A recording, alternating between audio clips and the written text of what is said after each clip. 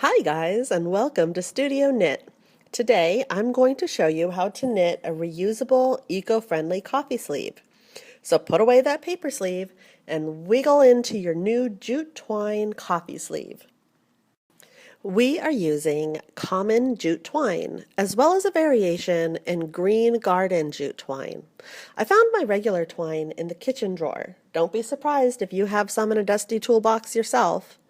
The garden jute twine was picked up at my local hardware store for under $3. So yes, this project is practically free to complete, and it can be finished in well under 30 minutes. These coffee sleeves make great gifts for others, as well as for yourself. Now, being in San Francisco, I'm one of the lucky people who lives within a stone's throw of many great neighborhood cafes. One of my favorite things to do is meet a friend for coffee, and now I just bring along an extra coffee sleeve for us both, and she's thrilled to be able to keep hers.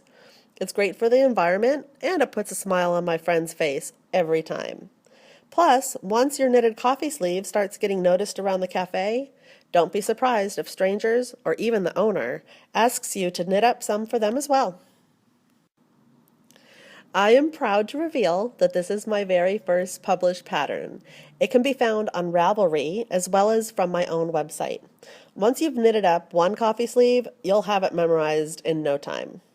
For the complete pattern, please see the link below to my website at Studio Knit, or you can find it on Ravelry. Here are the materials you'll need: jute twine, knitting needles, I use 10.5, tapestry needle, and scissors. Okay, let's get started knitting. So we start with our slip knot and take the needle. I'm using 10.5 US needle. That was a size that just seemed perfect to me. Of course, you can always experiment with different size needles to get different size gauges. Maybe you want to make it a little bit looser, maybe a little bit tighter. While you're working with the jute twine, you will find that it is a little bit rough on your fingers. Not so rough that I would say it's necessary to have gloves, but just be gentle on yourself. And then when you do switch back to yarn, it'll be a breeze.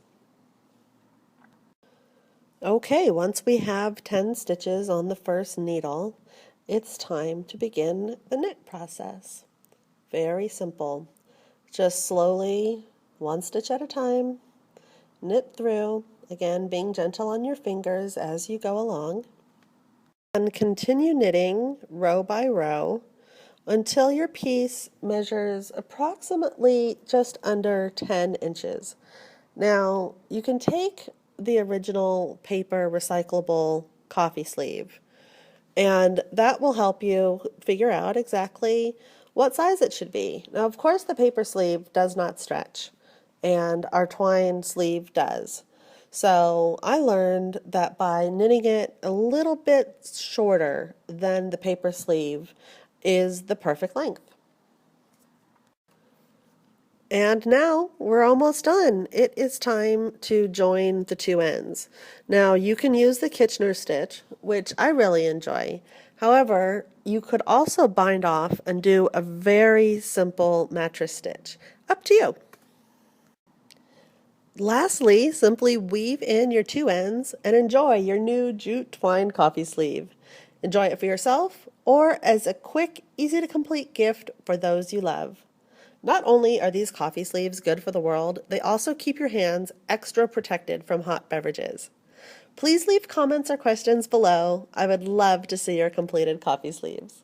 Thank you so much for visiting Studio Knit. This is a new channel, so please like, comment, subscribe, all those great things. Help spread the love. Find me on Twitter, Facebook, Pinterest, Instagram. Bye!